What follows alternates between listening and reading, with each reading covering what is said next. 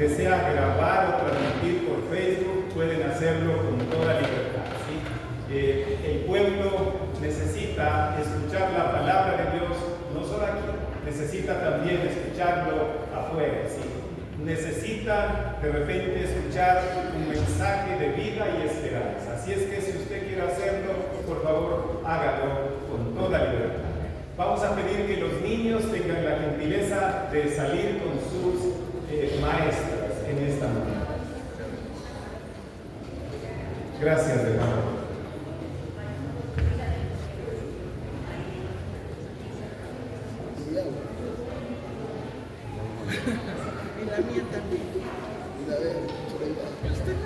Estamos hablando sobre el despertar espiritual de la iglesia. Y en esta mañana vamos a hablar sobre el despertar de la iglesia, tercera parte. Y quiero invitarles a que tengan la gentileza de abrir sus Biblias en Segunda de Crónicas, capítulo 7, versículo 14. Segunda de Crónicas, capítulo 7, versículo 14. La palabra nos dice: si se humilla mi pueblo, sobre el cual mi nombre es invocado, y oran, y buscan mi rostro, y se apartan de sus malos caminos, entonces yo oiré desde los cielos, perdonaré sus pecados, y sanaré su tierra. Vamos a orar. Amado Padre Celestial, en esta mañana, luego de haber entonado estas preciosas alabanzas que han conmovido nuestro corazón, hoy pedimos permiso a usted para que nos permita entrar a reflexionar en esta su santa y bendita palabra, y que a través de ella nosotros podamos alcanzar este despertar espiritual que como iglesia necesitamos, Señor, y por el cual hemos venido orando y orando. Y quiero agradecerle, Señor, porque esta semana usted se ha manifestado, nos ha mostrado que está con nosotros, oh Dios, se ha manifestado de forma maravillosa. Lo hemos visto el día miércoles, Señor, en las dos actividades que tuvimos. Lo vimos el día de ayer, Señor, en ese tiempo maravilloso de oración, Señor, donde usted rompió todos los esquemas, Señor, donde usted, Señor, permitió que esa sala esté completamente llena de hombres y mujeres, Señor, con un deseo ferviente de adorarle, de orar, Señor, de pedir, Señor, un avivamiento en esta iglesia, Señor, y por las demás actividades que vivimos el día de ayer, Señor. Eso nos mostró que usted está con nosotros, Señor, que usted, Señor, mira con gracia a la Iglesia Bautista Universitaria, Señor, y que usted tiene grandes cosas para esta congregación, Señor. Y hoy queremos disfrutar de esta su palabra, Señor. Queremos que nos hable a través de ella, queremos que nos muestre, Señor, cómo ser un pueblo despierto espiritualmente. ¿Y qué es lo que tenemos que hacer desde ese despertar espiritual, Señor? Hable a cada hija, a cada hijo suyo en esta mañana, sin ninguna restricción, Señor. Y que nuestros corazones estén abiertos, Señor, nuestros oídos listos para escucharle a usted y todo lo que nos quiera decir. Se lo pedimos en el nombre de su Hijo amado, Cristo Jesús. Amén. Amén. Hermanas y amigos, quiero decirles que vivimos tiempos donde la iglesia a menudo se siente débil o irrelevante, ¿sí? Frente a eso, nos preguntamos, ¿dónde está el poder? ¿Dónde está la unidad? El impacto transformador que vimos en los inicios de la iglesia, ¿no es cierto? Cuando esta iglesia primitiva, esta iglesia naciente, vivió ese gran despertar espiritual, donde los pecadores venían corriendo en busca de la salvación, en busca de ese Cristo que cambia y transforma vidas. Allí, en esta porción de la Escritura que ya les leí inicialmente, dice: si mi pueblo se humilla y ora y busca mi rostro y se vuelve de sus malos caminos, entonces yo oiré desde los cielos y perdonaré sus pecados y sanaré su tierra. Este versículo, hermanas, hermanos, no solo es historia. ¿Lo escuchó bien? No solo es historia. Es el manual de Dios para la renovación espiritual. Necesitamos entonces desempacar estas 4 claves para entender el despertar espiritual que cada uno de nosotros necesitamos, para entender el despertar espiritual que como iglesia nosotros necesitamos vivir, sí. Y este despertar espiritual, mis queridas y queridos, comienza nada más y nada menos en nuestro corazón, en nuestro corazón. Y cuando este despertar espiritual comienza en nuestro corazón, se hace fácil que se extienda a toda la comunidad. De repente nosotros estamos esperando que el despertar espiritual se produzca en el otro, cuando no tiene que ser así. El despertar espiritual tiene que darse en cada uno de nosotros, tiene que empezar en nuestro corazón. Entonces quiero invitarles a que hablemos de los objetivos originales de Dios. Y quiero decirles, mis hermanas, mis hermanos, el presente siglo es llamado el siglo del posmodernismo, del liberalismo y de una nueva tolerancia que pretende sacar a Dios y la Biblia de todos los lugares. De repente hemos sacado a Dios de la familia. Sí. Dios ya no es importante en la familia. Ya no reflexionamos sobre Dios. Hemos sacado a Dios de los centros educativos, ¿no es cierto? En la mayoría de los centros educativos está prohibido hablar de Dios. Sí, hemos sacado a Dios de las instituciones estatales. Si nosotros vamos a una institución estatal, cualquiera esta sea, encontramos horrores y barbaridades que están pasándonos a través de un televisor. Menos pasamos cosas que nos relacionen con Dios. Incluso le hemos sacado a Dios de las constituciones de los estados, y constituciones que nos rigen a todos los estados. Generalmente en el pasado, en las constituciones estaba Dios ocupando el primer lugar. Pero revisemos si ahora eso está sucediendo. Hermanos, una iglesia sin la palabra es una iglesia que perece. En un lenguaje más entendible, es una iglesia que muere.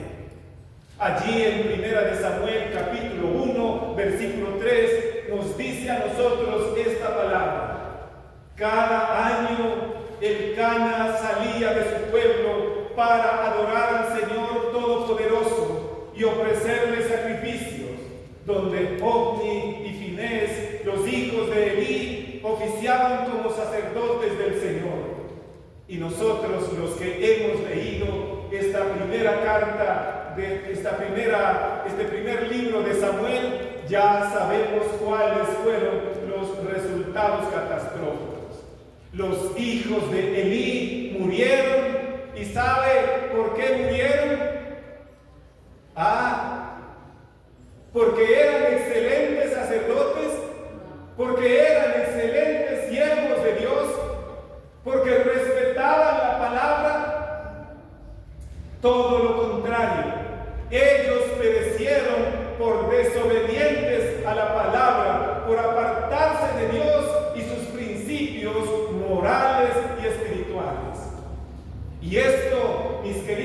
y queridos, nos muestra muchas cosas, sí. Estar en la casa de Dios, ocupar un puesto de importancia, no significa que estemos con Dios. Y quiero que eso, por favor, usted lo tenga muy claro. Estar en la casa de Dios, ocupar cualquier cargo que sea, sí, así sea pastor o cualquier otro cargo, no significa, ¿no es cierto? No significa que estemos con Dios. No quiere decir que le amamos y le obedecemos o que hagamos las cosas correctamente. Pero lo más importante, mis queridas y queridos, es que Dios quiere que nos demos cuenta que el estarle sirviendo en cualquier ministerio en la iglesia no significa que estemos haciendo las cosas bien. No significa que andemos en santidad. Que muchos de los que vivimos de repente o estamos sirviendo, sí, andamos en pecado, y que eso es lo que puede llevarnos a la muerte. Algunos de nosotros de repente vemos el pecado del otro y lo señalamos, pero no vemos nuestros propios pecados, esos que nos llevan a estar en peligro de muerte. Les pregunto, ¿de repente nos pasa eso? Los hijos del sacerdote Elí eran sacerdotes en el templo, sí. Servían en este lugar, pero no hacían lo que al Señor le agradaba. Todo lo contrario. O también podemos nosotros hablar sobre aquella multitud de religiosos que un día se acercaron a Jesús trayendo a esa pobre mujer que había sido sorprendida en el delito flagrante de adulterio, ¿no es cierto? Sí. Y llegan con una acusación extremadamente grave. De acuerdo a la ley judía, en aquel entonces, cuando una mujer era sorprendida en el delito flagrante de adulterio, tenía que ser sacada a rastras fuera de la ciudad y morir apedreada, ¿no es cierto? Pero me encanta, querido, ver la terapia que el Señor Jesús usó en ese momento.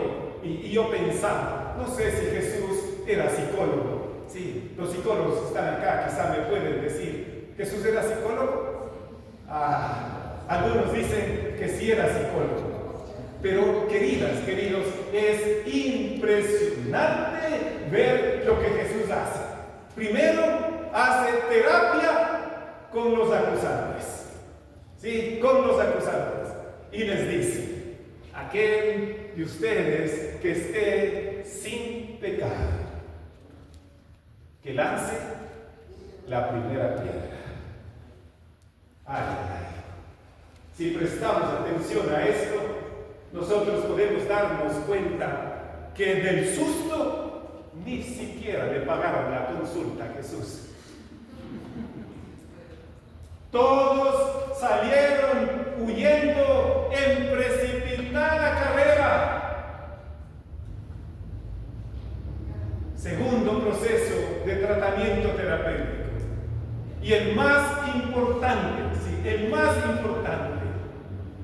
Jesús pregunta a esta mujer, ¿dónde están los que vinieron acusándote y pidiendo tu cabeza? La respuesta de la mujer fue, se han ido, Señor. ¿Cuál fue la absolución y la receta que salvó a esta mujer? Ni yo te condeno, vete y no peques más. Frente a esto me preguntaba, ¿cuántos de nosotros aplicamos esta clase de terapia contra aquellos que pecaron?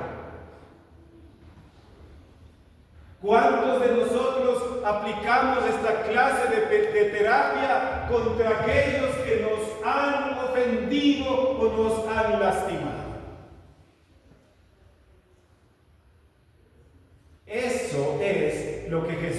quiere, ¿no es cierto? Sí. Por tanto, se hace urgente, mis hermanas, mis hermanos, un regresar a la Biblia y reconocerla como lo que ésta es para nosotros, la voluntad de Dios.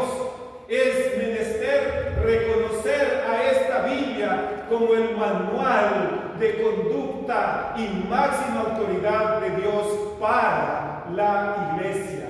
Esta palabra, mis queridas y mis queridos, debe ser leída, debe ser estudiada, debe ser memorizada, debe ser obedecida y debe ser compartida.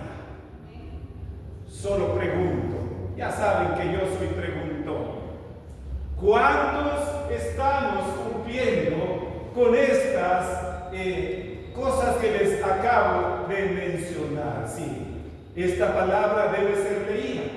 ¿Cuántos de nosotros leemos diariamente la palabra de Dios? ¿Cuántos? Seamos sinceros, cada uno de nosotros, sí. ¿Cuántas veces nosotros en el transcurso de la semana estudiamos la palabra? Porque una cosa es leer, sí, que de repente sí podemos hacer todos, pero ¿cuántos nos sentamos y la estudiamos? Mi esposa cada mañana toma su Biblia y de repente, como tiene a su pastor al lado, me pregunta, ¿cómo se interpreta eso? ¿Qué dice eso? Sí, y yo tengo, ay Dios mío, tengo que contestarla, ¿cierto? Sí. Para poder contestarla, tengo que estudiar la palabra de Dios día a día, día a día. Y esa es la responsabilidad que tenemos todos y cada uno de nosotros. Estudiar la palabra de Dios. El salmista David decía, ¿no es cierto? Lámpara es a mis pies tu palabra y es lumbrera a mi camino. Pero ¿cómo llegó a ser lámpara y lumbrera su camino? Sí, no es que la palabra por ósmosis así se metió en la cabeza, sí, no. Se convirtió en lámpara y en lumbrera en su camino a través de dedicar tiempo al estudio de la palabra. Pero no solo eso, necesitamos también memorizarla, porque de repente nosotros tenemos urgencia de decir a alguien o de dar a alguien el mensaje, ¿no es cierto? Sí. Para poder dar el mensaje necesitamos nosotros memorizar la palabra con tiempo. Hasta ahí podemos decir que estamos bien, ¿no es cierto? Sí, porque la mayoría sí hemos memorizado Juan 3:16, ¿no es cierto? Sí, no sabemos de memoria Juan 3:16. No sabemos Jeremías 33:3, sí, no sabemos de memoria. Pero no solo eso, mis queridas, es suficiente. Lo otro que necesitamos, y aquí lo más importante, necesitamos obedecerla. ¿Escuchó bien? Necesitamos obedecerla. Y la pregunta es, ¿cuántos de nosotros estamos obedeciendo esta palabra?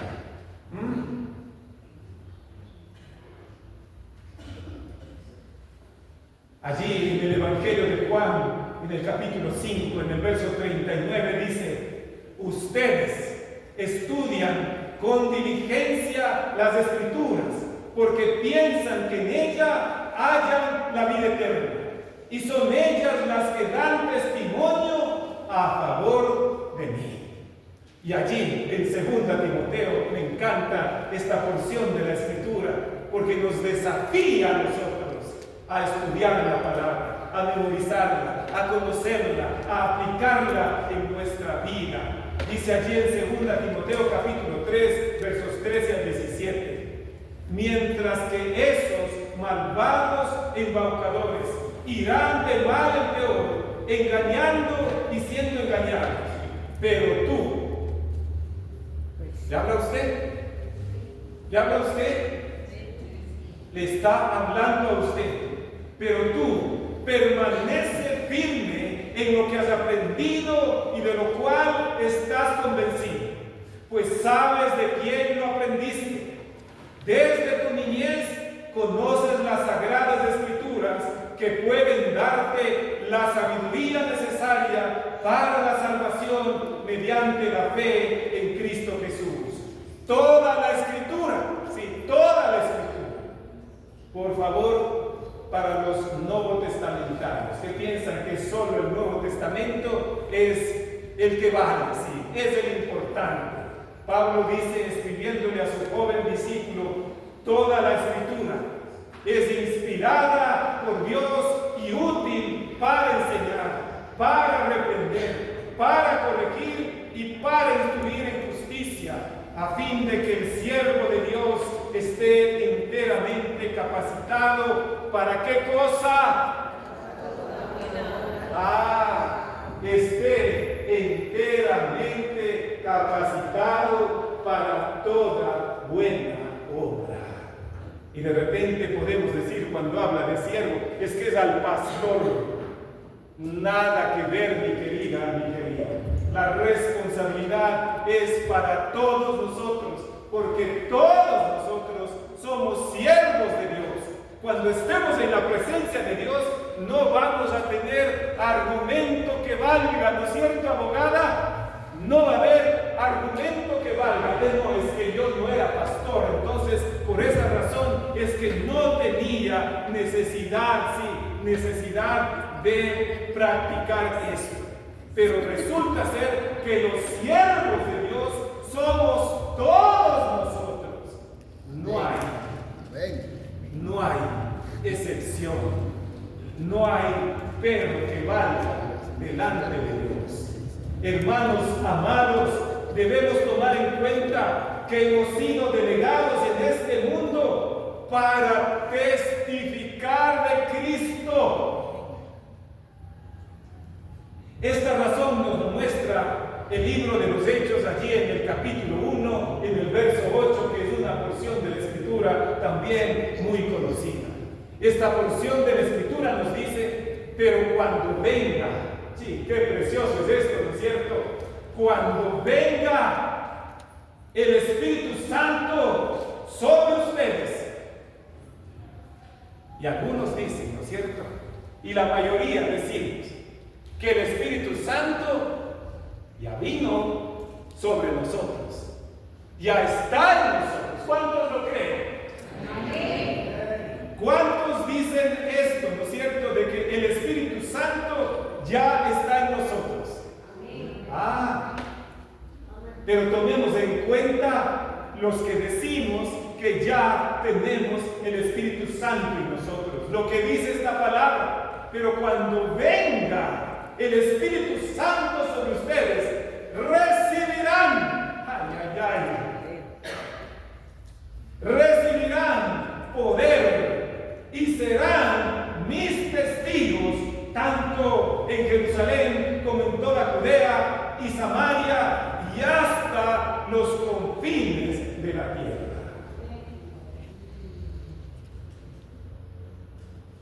Querida, querido, nosotros tenemos la responsabilidad, cada uno de nosotros, porque ya tenemos al Espíritu Santo, tenemos la responsabilidad de hablar de este Cristo que transforma vidas, así como transformó las nuestras. Yo estuve feliz, realmente feliz el día miércoles. Y había motivos para estar feliz. Porque antes de las 4 de la tarde, esa parte de afuera ya estaba llena. Estaba llena. Pero no estaba llena de los que iban a ser evangelizados. Estaba llena de aquellos que iban a evangelizar. qué precioso y qué grato fue para mi corazón el ver aquí hombres y mujeres listos para cumplir esa tarea. Pero fue mucho más maravilloso ver luego cómo la gente entraba y entraba y entraba para recibir palabra. Que si estos hermanos no se hubiesen animado a venir en tal cantidad, no sé realmente qué hubiésemos hecho. Nunca, desde que empezamos este tiempo de evangelismo aquí en la iglesia, habíamos tenido que usar inclusive el templo, porque afuera ya no daba abasto, hermanos. Esto nos muestra que Dios está moviendo, que Dios está actuando, que Dios está levantando a una iglesia, hermanos. Pero eso no es suficiente. Necesitamos más manos, más voces, más personas que han recibido el Espíritu Santo para que sean testigos de Cristo en todos los rincones de la ciudad de Quito. Eso necesitamos, mis queridas y queridos. Una razón más, mis hermanos amados, de estar en la tierra es ser fieles a la obra. Allí en 1 Corintios capítulo 4, versos 1 y 2 nos dicen que todos nos consideramos siervos de Cristo, encargados de administrar los misterios de Dios. Ahora bien, a los que reciben un encargo se les exige que cada uno sea hallado fiel. Ay, ay, ay. Si usted muriera este momento y tuviera que ir a la presencia del Señor a dar cuentas, de repente Dios podría hallarle fiel a usted. Solo le dejo esta interrogante en su mente para que usted mismo se responda. ¿Sería hallado fiel si hoy Dios le llamara a su presencia? Mi hermano, mi hermana querida, una iglesia o una persona humillada delante de Dios confiesa sus pecados y se aparta de estos, cumple los objetivos originales como un estilo de vida y se regocija en Dios. Es la persona que se encamina a experimentar un despertar espiritual. La iglesia, mis hermanos, ha estado de repente afanada en tantas y tantas cosas que ha olvidado alegrarse en Dios y hacer lo que es importante.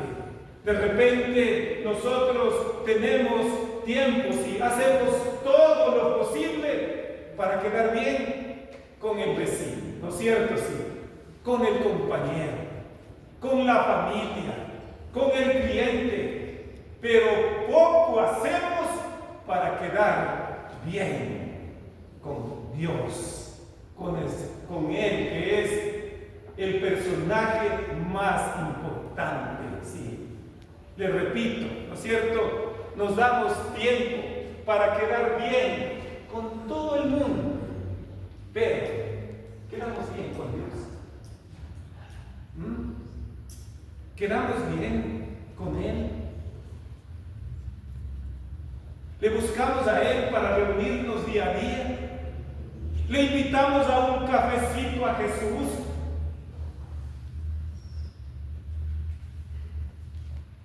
Pensemos en esto, sí. Queridos hermanos, hoy es el día de comenzar este despertar espiritual. ¿Está de acuerdo conmigo? Hoy es el día de comenzar este despertar espiritual. ¿Y cómo lo hacemos? ¿O cómo logramos esto? Lo logramos, queridos, volviéndonos a Dios. pidiendo perdón, sí. Y también agradeciéndoles a Él por amarnos a nosotros, por ser fiel con nosotros. Entonces, ¿qué tenemos que hacer para que la iglesia se pueda despertar espiritualmente? Sí, a más de lo que ya estamos haciendo como iglesia. En los tiempos de oración de lunes a viernes, las hermanas, los hermanos que se conectan, están orando, estamos orando por este despertar espiritual de la iglesia. Los días sábados que nos reunimos presencialmente, estamos haciendo lo mismo. Estamos orando por un despertar espiritual. Pero ¿qué necesitamos hacer como iglesia para este despertar espiritual? Porque los que estamos conectados de lunes a viernes, los que venimos los días sábados, no somos toda la iglesia. La iglesia está aquí, hermanos, la que está aquí esta mañana. Sí, en la primera parte de esta serie, nosotros ya aprendimos qué es el costo de un despertar espiritual de una iglesia así, que debe volverse a Dios. Significa, mi querido, el volverse a la palabra, el volverse a los objetivos originales de la vida cristiana, el dejar los rudimentos. ¿Se acuerdan que hablamos de que necesitamos dejar los rudimentos, cosas del pasado que no nos ayudan, que no nos hacen nada bien? ¿Sí? Una segunda parte del costo del despertar espiritual es cultivar una vida de oración como un estilo de vida. Si nosotros vamos a la palabra, allí en el libro de Hechos, capítulo 4, versos 23 al 31, sí, allí nos encontramos con una enseñanza impresionante. Cuando esta porción de la Escritura nos dice: y puestos en libertad, vinieron a los suyos y contaron todo lo que los principales sacerdotes y los ancianos les habían dicho. Y ellos, habiéndolo oído, alzaron la voz unánimes a Dios y dijeron: soberano Señor, tú eres el Dios que hiciste los cielos y la tierra, el mar y todo lo que en ellos hay, que por boca de David tu siervo dijiste: ¿por qué se amotinan las gentes y los pueblos piensan cosas vanas? Se unieron los reyes de la tierra y los príncipes se juntaron en uno contra el Señor y contra su Cristo, porque verdaderamente se unieron en esta ciudad contra tu santo Hijo Jesús, a quien ungiste, Herodes y Poncio Pilato, con los gentiles y el pueblo de Israel, para hacer cuanto tu mano y tu consejo habían antes determinado que sucediera. Y ahora, Señor, que aquí viene lo importante, queridas y queridos. Y ahora, Señor, mira sus amenazas y concede a tus siervos que con todo denuedo hablen tu palabra, mientras extiendes tu mano para que se hagan sanidades y señales y prodigios mediante el nombre de tu santo Hijo Jesús. Cuando hubieron orado, el lugar en que estaban congregados tembló, y todos fueron. ¿Cuántos? ¿Cuántos? ¿Solo los líderes? ¿Solo los maestros de escuela dominical? Todos fueron llenos del Espíritu Santo y hablaban con denuedo la palabra de Dios. Queridas, queridos, esta palabra es conmovedora, pues nos muestra cómo debemos actuar en una situación de crisis, en una situación de persecución. La iglesia, no el liderazgo nomás, la iglesia se postra delante de Dios y busca dirección, busca unción. La iglesia, queridos, no se junta para juzgar, no para condenar ni para pedir castigo contra los verdugos. Se postra delante de Dios para pedir poder, unción del Espíritu Santo, sí, no para que les caiga un rayo y les parta aquellos que habían estado haciendo oposición. ¿Para qué piden poder? ¿Para qué piden unción? Para predicar la palabra con mayor denuedo y para que les dé la posibilidad, por la mano de Jesús, de hacer prodigios, señales y milagros.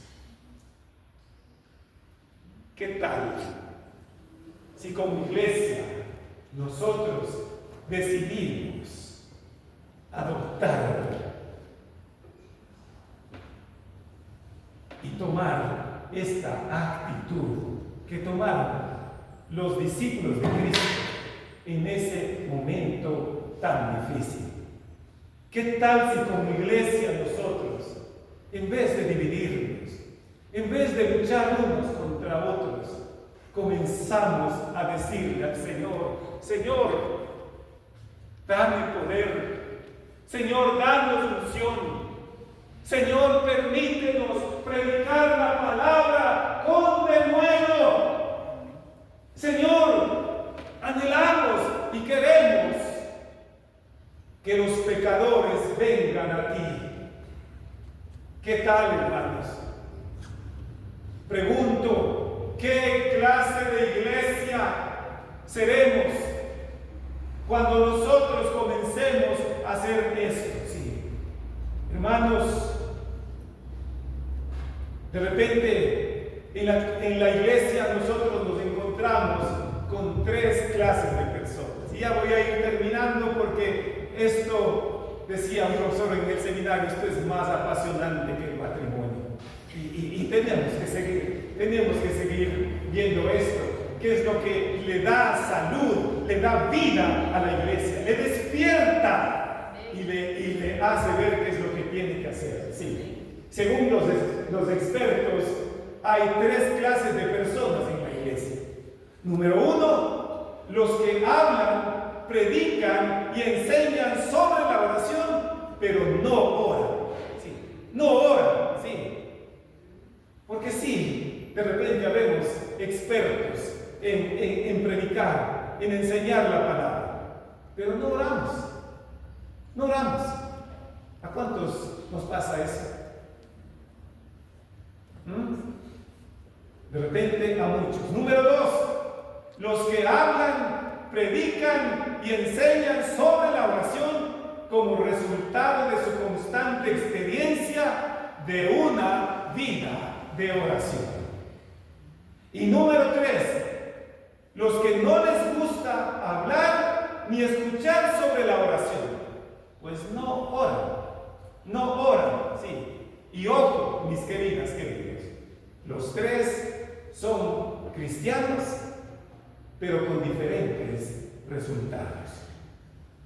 Y sabe que lo mismo pasa con las iglesias. Se dan los mismos resultados. Nos encontramos con las mismas tres clases de personas. Unos que predican y hablan, pero no oran. Otros que predican, hablan y oran. No están hablando solo desde un pensamiento vacío. Hablan desde la experiencia, desde la realidad, desde este convivir con Dios día a día. Pero también están estos otros que no hacen ni lo uno ni lo otro. Pero estamos en la iglesia. La oración, mis hermanos amados, debe tener un lugar primordial en la iglesia o el cristiano. ¿Para qué? Para poder ser fuertes y para agradar a Dios, para vencer y para crecer integralmente. Si usted, mi querida, mi querido, no ora de esta manera, simplemente, y le voy a decir sin anestesia, está perdido.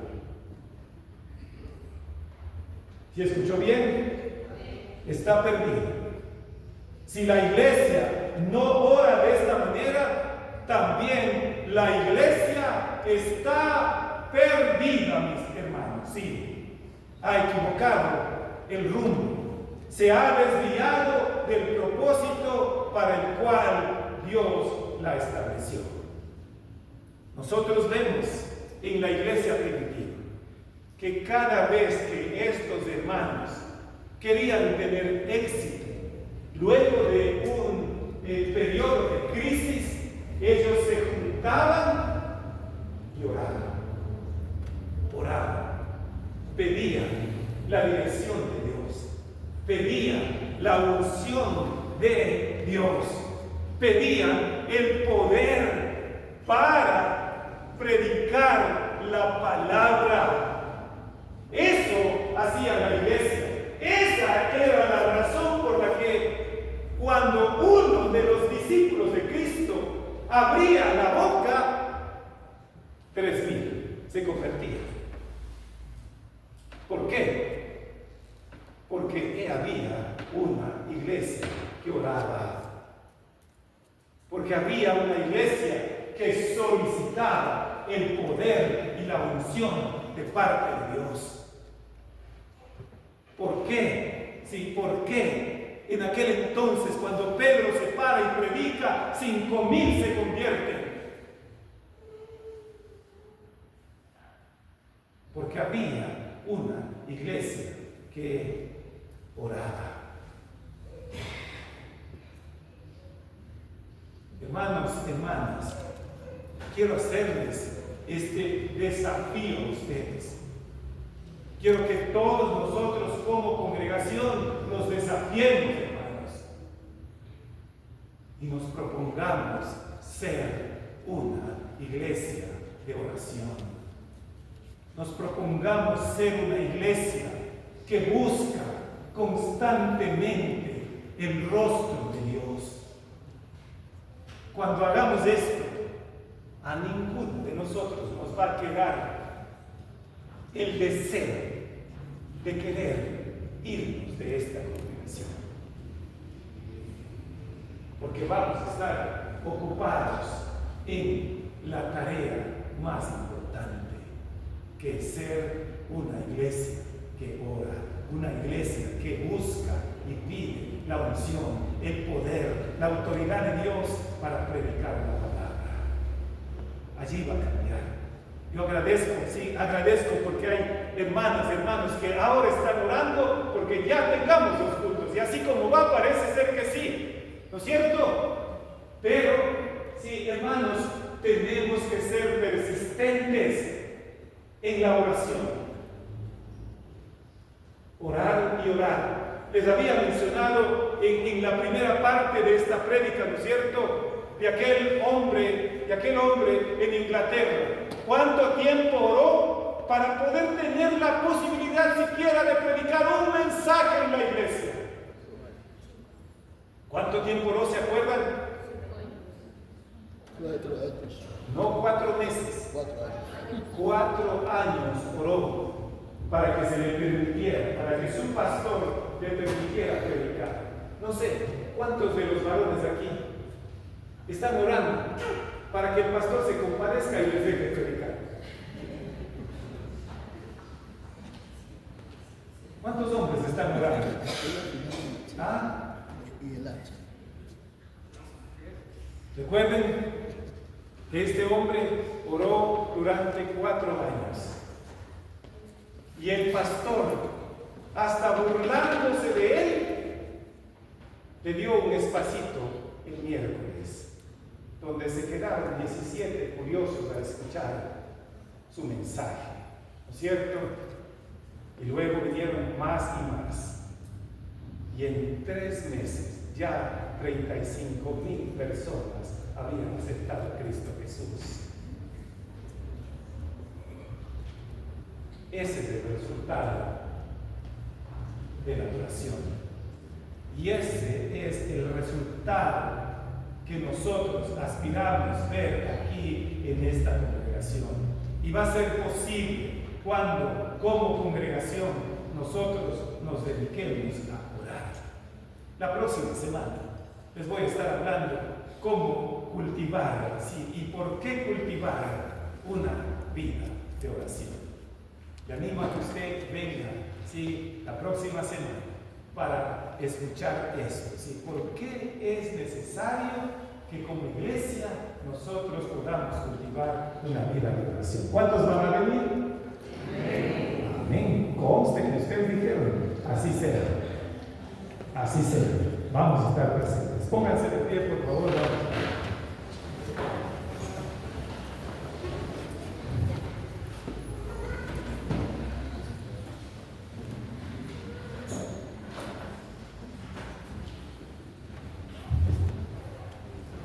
Amado Señor, le agradecemos en esta mañana porque usted nos ha mostrado una vez más la fórmula de cómo ser una iglesia viva, de cómo ser una iglesia despierta espiritualmente, de cómo ser una iglesia que predica con poder, con autoridad, Señor, de cómo ser una iglesia que convoca a los no salvos al arrepentimiento, Señor, y que llegan a usted como resultado de un tiempo de oración, y un tiempo de abrir nuestras bocas y decir que Cristo salva, que Cristo sana, que Cristo restaura, que Cristo transforma vidas, oh Dios. Anhelo con todo mi corazón ver a esta iglesia, la Iglesia Bautista Universitaria, siendo una iglesia despierta espiritualmente, siendo una iglesia avivada, Señor, siendo una iglesia motivada a predicar tu palabra con todo denuedo, Señor, siendo una iglesia que clama día a día para que aquí se puedan ver señales, prodigios, milagros, Señor. Oh Dios, todo esto es posible cuando hay una iglesia que clama, una iglesia que busca, Señor, una iglesia que se humilla conforme está escrito allí en 2 de Crónicas 7:14. Si mi pueblo se humilla, si mi pueblo ora, si mi pueblo me busca, así nos dice usted, y hace el compromiso de oírnos desde los cielos, de perdonar nuestros pecados, de sanar esta tierra, Señor. Pedimos sanidad, Señor, para la Iglesia Bautista Universitaria. Esa sanidad que solo puede venir de usted cuando cada uno de nosotros, cuando como congregación, Señor, estemos dispuestos a humillarnos delante de usted, estemos dispuestos a pedirle perdón, Señor. Y gracias porque sabemos que usted nos está conduciendo a eso, Señor, porque usted nos va a despertar espiritualmente, ya nos está despertando, Señor, y le agradecemos por eso, oh Dios, por lo bueno que es, por lo amoroso que es, Señor, porque a pesar de nuestras imperfecciones, Señor, usted nos mira con gracia, usted nos dice, estoy con ustedes, no les he abandonado, no les voy a dejar, voy a responder a sus oraciones y lo voy a hacer pronto. Oh Dios, gracias por eso. Oramos en el nombre de Cristo Jesús. Amén. Amén. Dios les bendiga.